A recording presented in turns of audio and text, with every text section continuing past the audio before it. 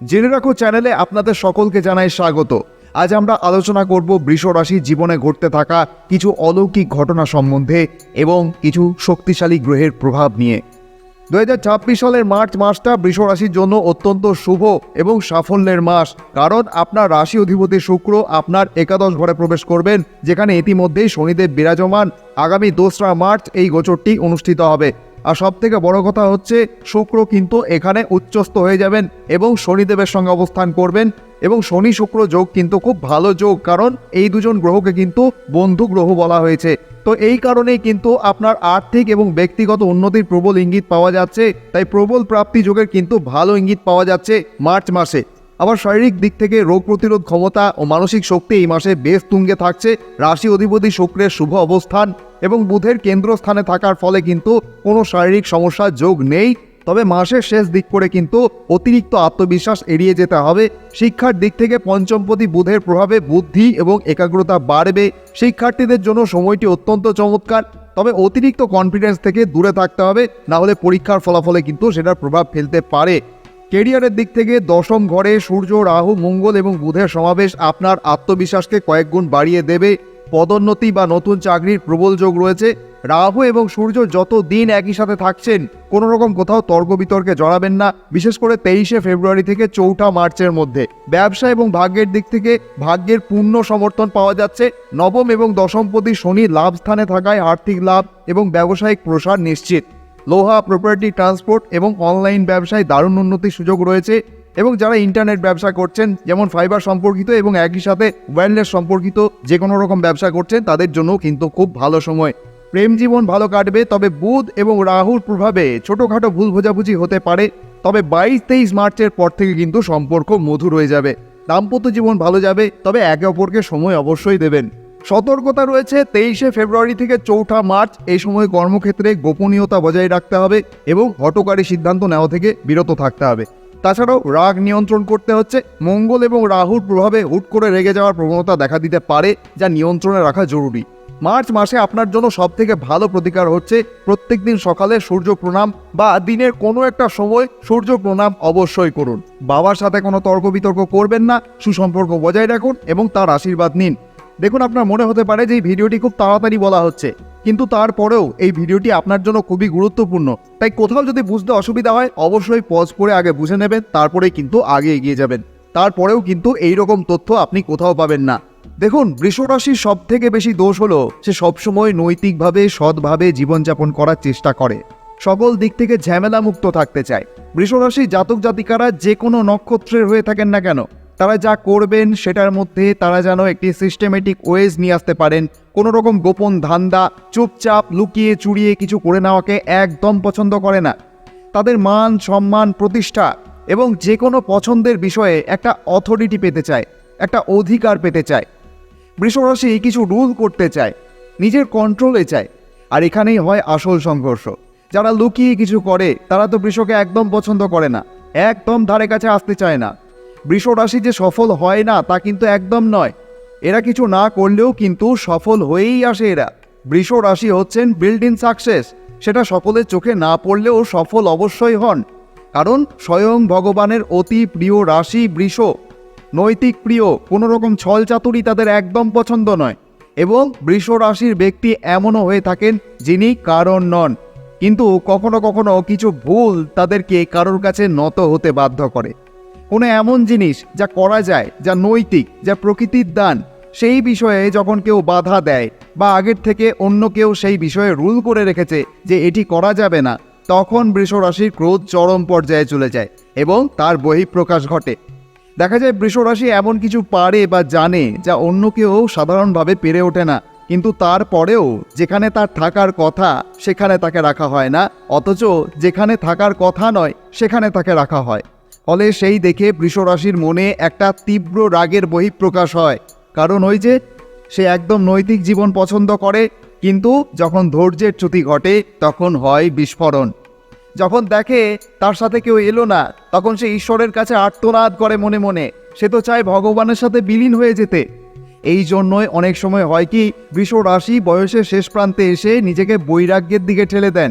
আর সেই বৈরাগ্য অবস্থা দেখে অন্যেরা চিন্তা করে যে এই লোকটা হয়তো জীবনে সফলই হয়নি। কিন্তু সেই ব্যক্তি জানেই না যে সে এত বেশি সফল যে সামাজিক শিলমোহরের কোনো প্রয়োজনীয়তাই নেই তার কাছে।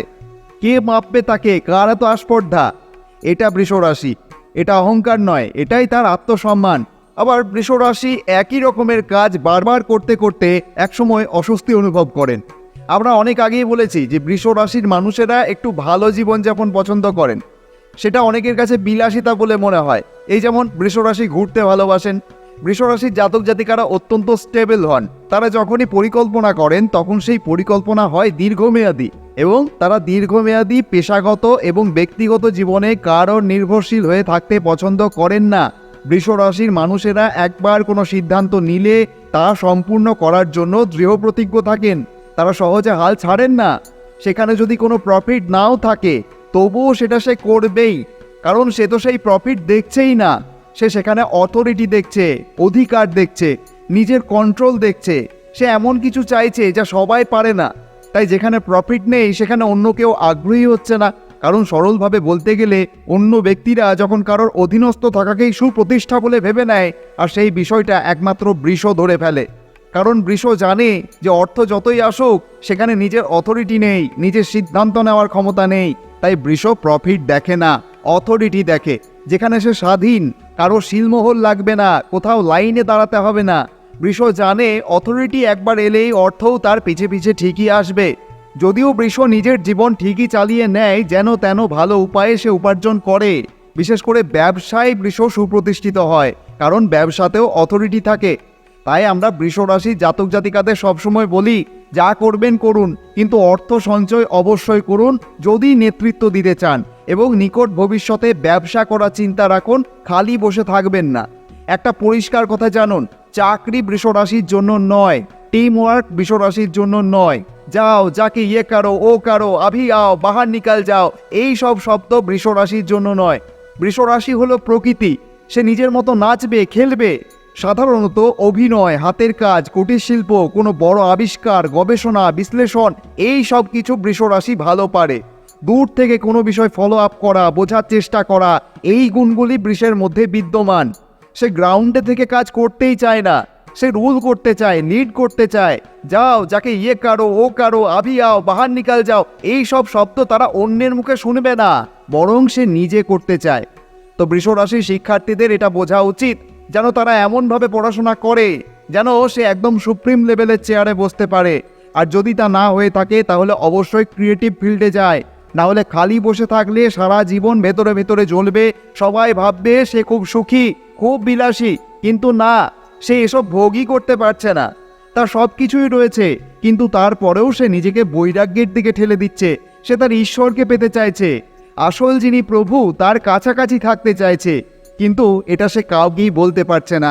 তাই আশেপাশের ব্যক্তিরা ভাবছে যে বৃষ কিছুই করতে পারলো না, সে বোকা, সে অপ্রতিষ্ঠিত।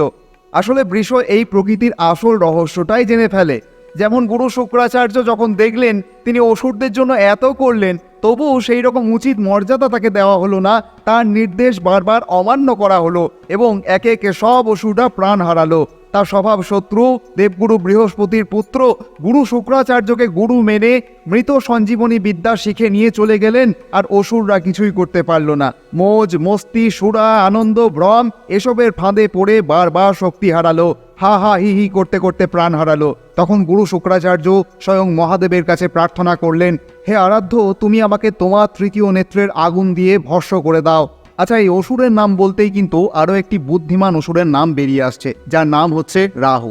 রাহুর নাম শুনলেই এখন মানুষ ভয় পেতে শুরু করেছে, অথচ বৃষ রাশির জাতক জাতিকাদের জন্য রাহুকে ভয় পাওয়ার কোনো দরকারই নেই। রাহু হতে পারে ছায়া গ্রহ, পাপী গ্রহ, কিন্তু একদিক থেকে রাহুর বর্তমান অবস্থান বৃষ রাশির জাতক জাতিকাদের অনেক উন্নতি দিতে পারে। রাহু এই সময় কোথায়? ভালোভাবে ছকটি দেখুন। রাহু বসে আছে আপনার দশম ঘরে। চন্দ্র রাশি বৃষ থেকে কুম্ভ রাশি পর্যন্ত গুনলে দশম ঘর হয়, যা আমরা আগের থেকেই লিখে দিয়েছি। তো দশম ঘর কিসের ঘর? কর্মের ঘর, দায়িত্বের ঘর। আর বর্তমানে রাহু শতভিষা নক্ষত্র দিয়ে গোচর করছেন। শতভিষা নক্ষত্র রাহু নিজের নক্ষত্র, তাই রাহুর শক্তি কিন্তু এখন তুঙ্গে, যার প্রথম পদ 25শে জানুয়ারি পর্যন্ত ছিল, যা এখন কেটে গেছে। তাই ওই সময়টা একটু ভ্রান্তিকর ছিল, একটু কনফিউশন বহনকারী সময় ছিল। চাকরির ক্ষেত্রে আপনার কর্মদিশা খুব একটা স্পষ্ট হচ্ছিল না।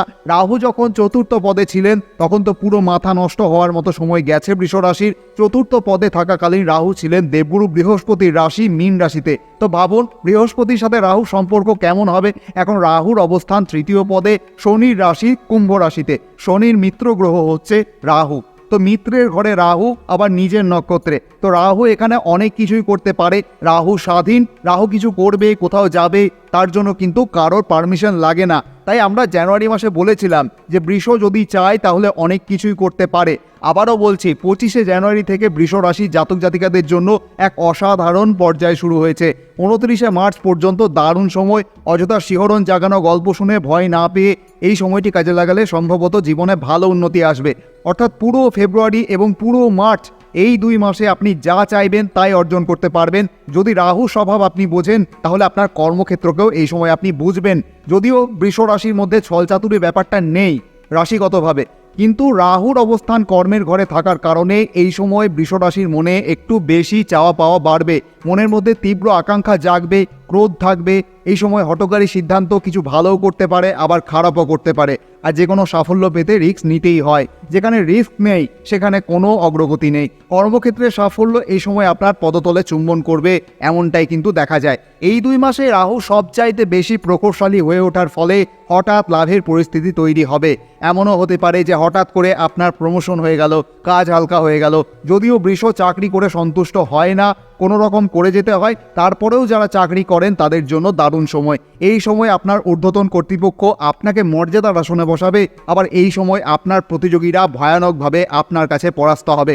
আপনার কর্ম আপনার মাথায় চড়ে কথা বলবে। বৃষ রাশির এমন সময়ও গেছে যেখানে জাতক নীরবে দাঁড়িয়ে আছেন, কিছু কর্ম করছেন, সেই সময় কারোর হাসির শব্দ মনে জ্বালা ধরিয়েছে।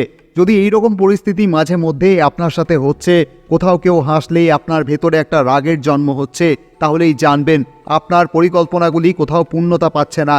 সেই পরিকল্পনার গভীরে ঢুকেও বোঝা যাচ্ছে না কি জানা বাকি রয়ে গেল বা কেমনভাবে এটা করা যাবে। এইরকমই কিছু হয়তো। পরিকল্পনাটা খুবই দারুণ এবং সহজসাধ্য, কিন্তু গভীরে আছে আসল কঠিনতা।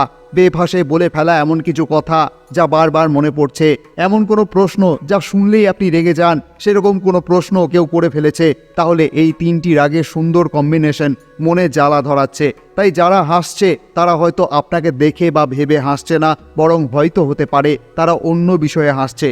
আর রাগ হবে তখন যখন ওই প্রশ্ন আপনি নিজেকেই নিজে করতে থাকবেন, যার উত্তর আপনার কাছেও নেই। আবার যদি থাকেও তাহলে অনেকগুলি উত্তর আছে, কোন উত্তরটি দেওয়া যায় সেটি বোঝা যাচ্ছে না। যাই হোক, এটা তখনই হয় যখন চন্দ্র এবং কেতু এক ঘরে মিলিত হয়, তখন কিন্তু এই রকম অবস্থা লক্ষ্য করা যায়। কিন্তু একই রকম ইনস্ট্যাবিলিটি ভাব থাকছে বারবার, তা কিন্তু একদমই নয়। কখনো চন্দ্র এবং কেতু একসাথে থাকলেও অ্যাজ ইট ইজ দিনটা সুন্দরভাবেই অতিবাহিত হয়ে যাচ্ছে।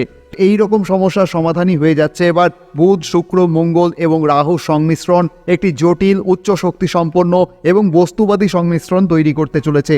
এই মিলনের ফলে ব্যক্তি জীবনে তীব্র উচ্চাকাঙ্ক্ষা, তীক্ষ্ণ বুদ্ধি, প্রবল আকাঙ্ক্ষা দেখা দেয়, যা প্রচলিত নয় সেই ধরনের চিন্তাভাবনা ব্যক্তিকে ক্রিয়েটিভ এবং টেকনোলজির দিকে পরিচালিত করে।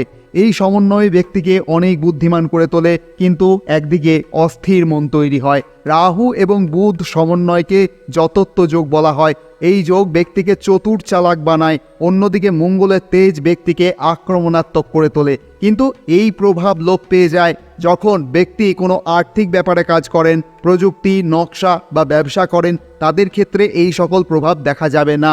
রাহু শুধুই ছায়াগ্রহ নয়, এই যুগে রাহু পৃথিবীর দায়িত্বে থাকা একটি আবরণ। রাহু মানে ইচ্ছা, রাহু মানে লোভ, রাহু মানে ভোগ। ভালো দিক থেকে দেখলে রাহু হলো স্বাধীনতা, রাহু হলো বিদেশ, রাহু হলো প্রযুক্তি, রাহু হলো রাজনীতি। রাহু সকলকে স্মার্ট বানায়। বৃষ রাশিতে রাহু নিজেরই নক্ষত্রে গোচর করছেন, শতভিষা নক্ষত্রে। আর রাহু নিজের নক্ষত্রে থাকবেন আগস্ট মাসের 1 তারিখ পর্যন্ত। একটা কথা মাথায় রাখতে হবে, রাহু কিন্তু আরাম করতে দেয় না, কারণ রাহু কর্মের ওপরে আসে। রাহু হলেন হঠাৎ, রাহু হলেন তীব্র। রাহু একদম হঠাৎ করে দেয়, একদম দ্রুত। যা দেওয়ার থাকে তা একদম ঝটপট দেয়। বলা হয় রাহু যখন দেয় তখন ঝটপট দেয়, কিন্তু রাহু অনেক সময় ঘুম কেড়ে নেয়, কারণ হঠাৎ কোনো প্রাপ্তি আপনাকে ঘুমাতে দেবে না। আবার যারা তার দুর্ব্যবহার করে তখন সেখানে শনিদেবের আবির্ভাব হয়। যারা নিজের কাজ লুকিয়ে নয় স্মার্ট কিন্তু ন্যায়সঙ্গতভাবে করে। শনি অর্থাৎ শ্রম এবং নিয়মকে সম্মান করে। বৃহস্পতি অর্থাৎ নীতি এবং গাইডেন্সকে মানে, লোভকে নিয়ন্ত্রণ করে। তাদের কাছ থেকে রাহু কিছুই নেয় না, বরং তাদেরকে আরও উপরে তোলে। রাহু বনাম শনি তুলনা করলে শনি দেরিতে দেয় কিন্তু স্থায়ী প্রাপ্তি হয়। রাহু হঠাৎ দেয়, বড় দেয়, আলোচনায় আনে, কিন্তু তা অনেক সময় স্থায়ী নাও হতে পারে। শনি হচ্ছেন ভিত্তি, রাহু হচ্ছেন গতি। বৃষ রাশির ক্ষেত্রে দশম ঘরে রাহু একটাই মেসেজ দিচ্ছেন, নাম, পদ, পাওয়ার ইত্যাদি নাও, কেরিয়ারে লাভ দাও, কিন্তু কথা বলার সময় সাবধান। অহংকার একদম নয়, সম্পর্ক ভেঙে এগোনো নয়। তখন কিন্তু রাহু শুধুই দিয়ে যাবে, কারণ রাহু মানে চোর নয়, রাহু মানে ব্যবসা। ভগবানের আশীর্বাদী হাত আপনার মস্তক স্পর্শ করুন, আপনি ভালো থাকুন, আনন্দে থাকুন, এই প্রার্থনাই করি।